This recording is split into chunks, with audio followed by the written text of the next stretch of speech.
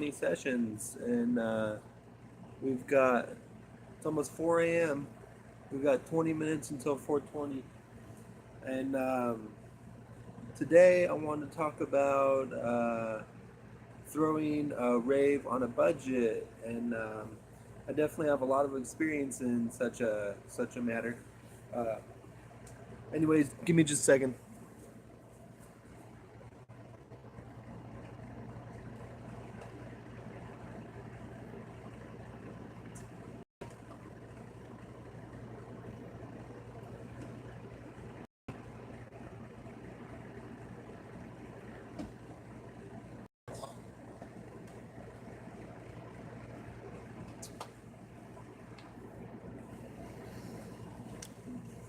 Anyways, so yeah, some of the type of equipment I use is just some like old school box speakers.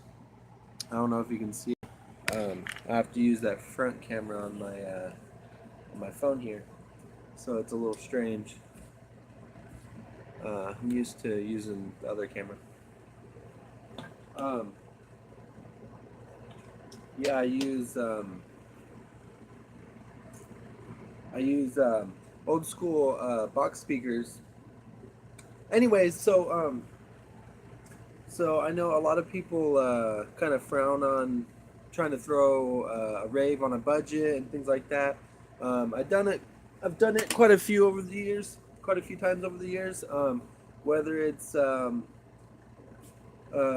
throwing a rave with some $100 tabletop CD players and like one big speaker or a couple of small speakers or what I'm using nowadays is a bunch of old uh, wooden box speakers. Um, Usually, I mean, they're all pretty much 8 ohm. I use 1 6 ohm subwoofer, which is pretty nice, and that really pumps up everything. But the key is having a really good sound system, a really good stereo to go with it, and um, and obviously you can't really skimp on the DJ equipment. That's where I really failed in the past is skimping on the DJ equipment, and usually ended up having to either have the DJs bring their equipment or whatever, and that's never good. Anyways, I gotta get over to the other place so that we can start smoking. I just wanted to sit here for a minute and let my battery charge up a little bit. It's getting there, and then we can go and we can smoke, but we can't do it in here. We have to go to the other place. Um, but yeah, you can't skimp on the DJ equipment unless if you wanna. I mean, you can skimp on the DJ equipment if you have like a buddy that can bring their equipment and stuff like that. You could always do that. Um, what I like to do, where I get my speakers, because buying a new sound system is pretty expensive. So you go to Goodwill, and if you take your time and you collect the speakers, you can get a pretty good wall of sound. And then you just need to get the right amplifier, preamp, or sound system or whatever, and you can get a pretty good sound going. That's what I've got going right now. I've just built up the amount of speakers I've got. I've only spent a couple $100s in the speakers, and I got a pretty nice sound system going right now. I don't think I've shown the whole thing on YouTube quite yet, but I'll show that here, not too long, probably maybe the next few weeks. If you guys are lucky, maybe I'll show it in the next few weeks. Um, Although I would like to. Um, yeah, we've got a good charge on this phone now, so I can go over there and I can go smoke. It's 4 o'clock in the morning right now. Not quite 4:20, but I think we'll be able to smoke through it. I think we'll be able to do it. Okay, making the trek now.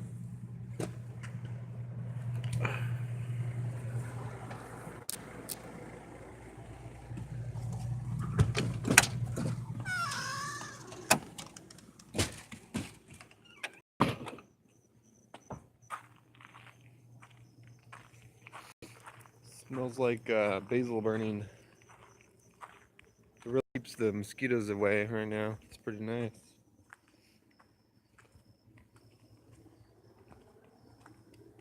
Oh, you can't really see me. I don't think anyone's watching my stream anyways. But if you build it, they will come.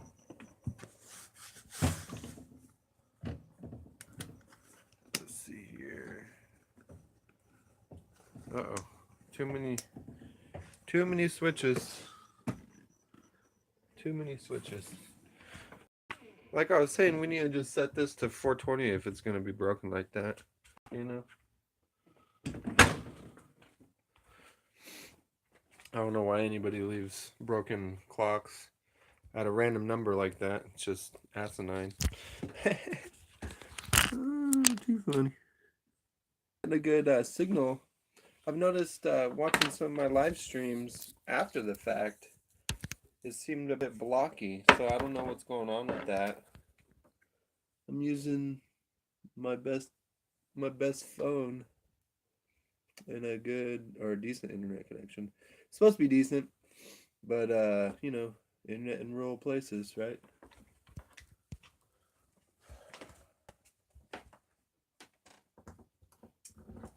So it's 420 live, my first 420 live on YouTube.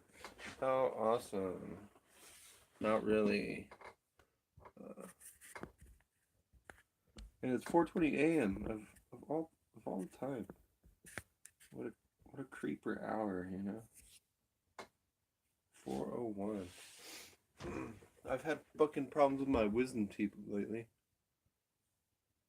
The tops. Anyways, let's see here. We got some dabs. We got some weed.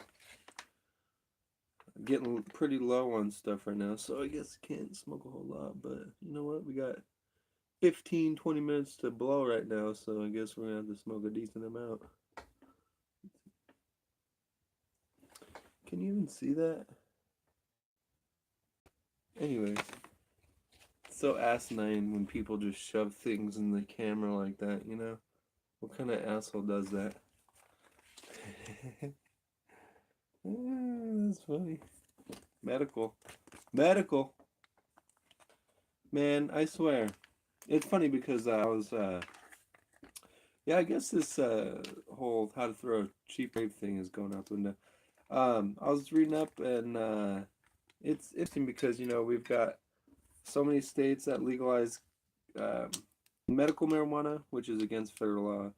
There's so many states that legalized recreational marijuana, which is against federal law. There's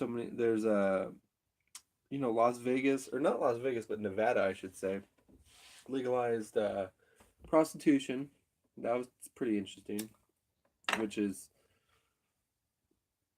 it against federal law? I don't know, but it's against the norm, I guess, in America. And then they also there's one state that allows distilling of alcohol. Just any old person can distill alcohol. It's one state, I think it was Georgia, and I thought that was pretty interesting.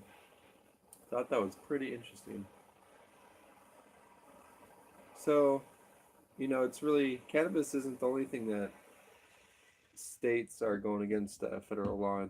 Now, something I don't think is constitutional is when states go against federal law when it comes to immigration. This whole sanctuary city bullshit.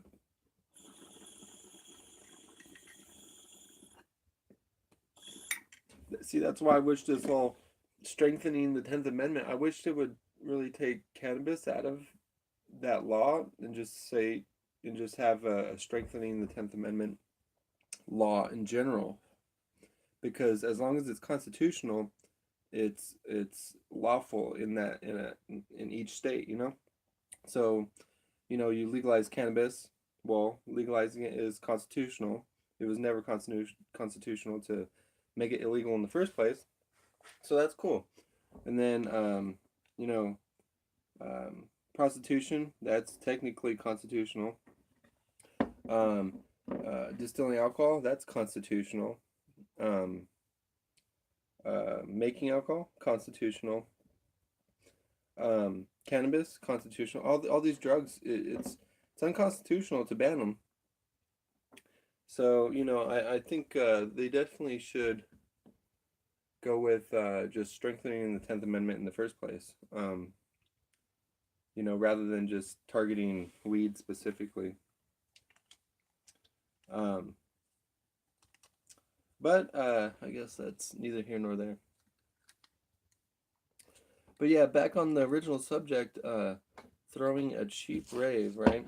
So another way you could throw a cheap rave, like I say, I get my speakers from Goodwill. You can, if you spend about a couple $100 over, this time span of a year, you can get quite a good collection. But most people who want to throw a cheap rave or a quick, most of them want to throw it like, in a couple of weeks or something. You could probably get a decent setup if you hit a few different Goodwills. You could probably get a decent setup for some speakers for, $100, $150. You might look out getting a good sound system, like a good preamp or something along those lines. And, oh wow, this is some really good weed right here. It's really skunky. Oh, Jack Herer. This is old school stuff right here. Jack Herer.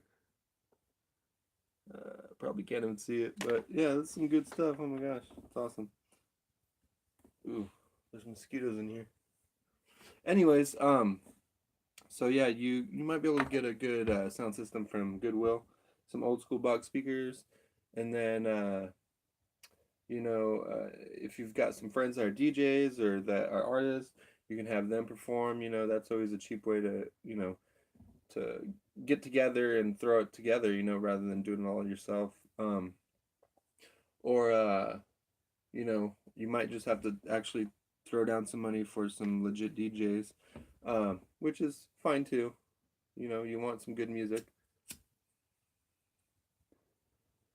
And pretty much another necessity would be probably a bonfire, maybe some barrels.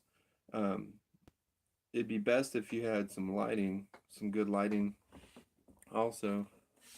But a good rave doesn't always have to have good lighting. It could have like no lighting, and as long as it's got a good sound system, good DJs, and good vibe, you're good to go.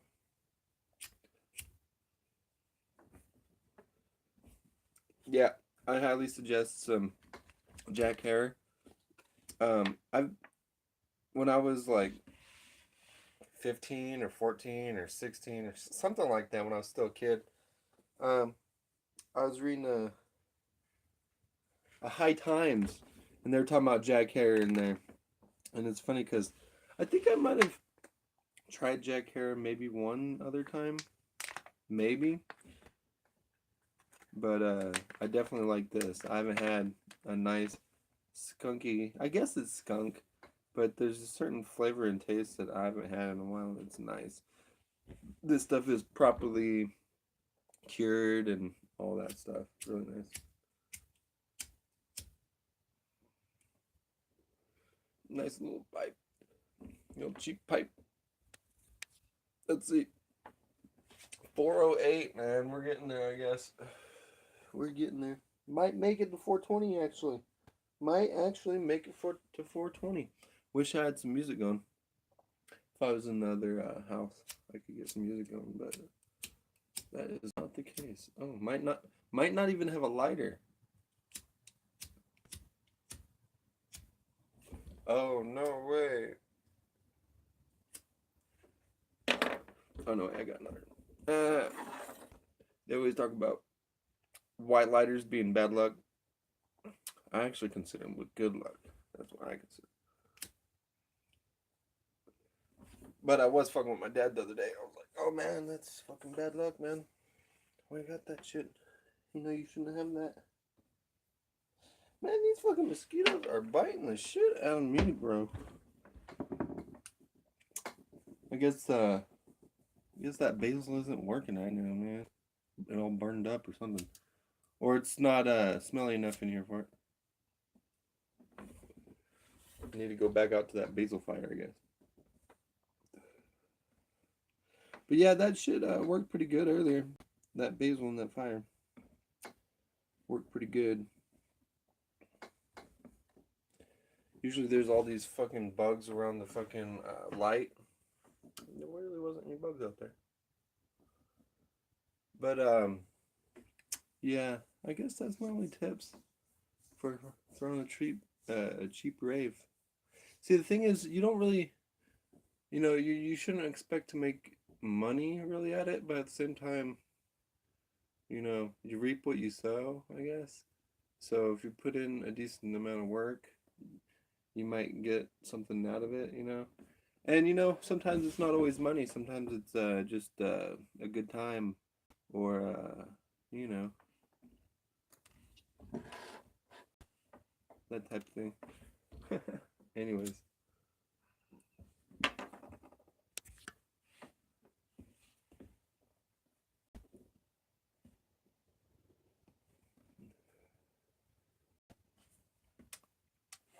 Yeah, Jack Hare. That's pretty good stuff right there. Maybe I'll try another hit of the dabs. It's funny because my wisdom teeth on the upper was hurting kind of a bit, starting to give me a headache. But then after smoking that bowl of Jack Hare, it's really taken away a lot of the pain, So there's a lot of like medicinal property when it comes to pain, when it comes to weed and pain. I mean, it's just so obvious sometimes. I mean, when you're in pain and then you smoke weed and the pain goes away almost instantaneously. I mean, it's the weed that's doing it. So at least in the sense of pain management, weed is amazing. Pretty awesome stuff. And the reason I say that is because there's so many people that still hating on weed and still talking crap about weed, and there's I have those videos where I'm calling out Steven Crowder and Dennis Prager, and it's sad because there's people out there that are still smoking tobacco. And I know, weed isn't perfect, but there's people out there smoking tobacco, and there seems to be almost no benefit from it. And a lot of times they end up getting, pretty bad disease from it. Either getting cancer or tearing up their throat, or whatever. But I mean, there's just too much evidence to say that tobacco isn't bad. It's just insane. And to say that tobacco isn't bad and to say that weed is bad is just really, truly insane. That's why I truly think being anti-drug war is kind of should be a conservative's a conservative value. You know what I'm saying? Conservatives should be more on board with that thought process.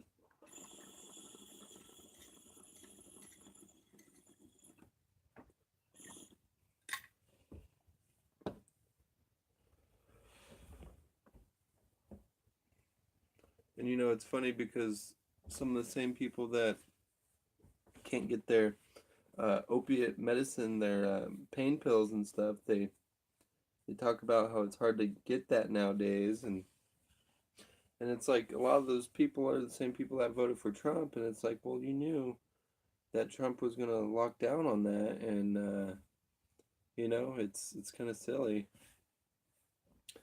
and because I think it either needs to be restricted or it needs to be fully legalized. Like drugs in general, they either need to be restricted per drug. Is this dangerous for society? Is this extremely dangerous for society? We'll restrict that more. Is this not really too dangerous for society, and we'll restrict that less? I believe doing what we're doing now is fine, uh, but if we're gonna do anything, we need to just get rid of how the drug war is set up. Uh, make it where people aren't thrown in jail for so many years over just a random drug offense, whether it's cannabis or not cannabis. Because there's a lot of drugs out there, and cannabis has its downfalls as long as and it also has its benefits. So to try and legalize one drug when there's all these other drugs that shouldn't be legalized or shouldn't be illegal either, it's kind of strange. I mean, there's a lot of plant drug. It's pretty much all plant drugs that are like some of the worst, some of the scariest out there. Like, I mean, it's weird because uh, I had I did a couple videos on it of the bufo toads that come out during the rain. After the rain, there's these bufo toads that come out, and you end up seeing them around like where there's a lot of bugs and stuff like that. They come out and they eat at night, and I can't let my dogs out at night a lot of the time because those toads are out. I actually had one of my dogs get pretty fucked up by one of those toads one time because the toad, she grabbed the toad and the toad had released some of that venom from its glands in its back, and she started like, having rapid heart and almost died. And so I'm really cautious about that kind of stuff. But my point is that toxin that's in the toad is technically illegal. If I was to extract that and have it on me or to use that, it's illegal. But it's funny because it's just right out in my yard. It's incredible. It's kind of like alcohol. In the United States, you're allowed to make beer, but once you go to try and distill it, all of a sudden it's illegal. It's like, where does that line drawn? It's really interesting. Um, and I think it's a conservative value to readdress these type of things, readdress the drug war in general. And oh shit, here we go. It's 4:17. Got a minute? Got 3 minutes, I guess. But yeah, I believe that should be a conservative value. Um, I mean, pretty much all I do is smoke weed. The other day I actually had a beer, which was kind of weird because I don't drink ever. But I'm not really into drugs, but I see the fact that before and after prohibition, there was problems with drugs. Um, and it seems like after, like, when we're in prohibition, there's even worse of a problem with drugs, and it's only gotten to a worse level recently. Even Trump talks about it. He talks about the opioid crisis. And I have really good friends that are strung out on these opioids. And it's pretty sad. Know a lot of, actually, a majority of my good friends are probably on them. I don't see any of them anymore because they're not very, you know, some of them are not trustworthy anymore. Some of them I just live by anymore, but a lot of them aren't trustworthy anymore, and that's pretty sad, you know. But it's not really the drugs, I don't think. It's the people, but also, like I say, making it where I don't think the drug war has helped. I don't think imprisoning people and putting them in this box and all this stuff is really helping people, I mean, like I say, we're in prohibition right now, and we're at the point where there's an opioid crisis in the United States, and it's like, pushing more and more towards that. How is that gonna help anything? You know, it's not like we legalized these drugs and it's getting worse. People are using it more. No, it's getting harder and harder to get these drugs, and it's getting worse and worse. You know, so didn't mean to get all bummer like for 420, but there you go, 420. Anyways, I can't believe I did 26 minutes live. Wow, that was my first live YouTube for 420. Pretty sweet. Anyways,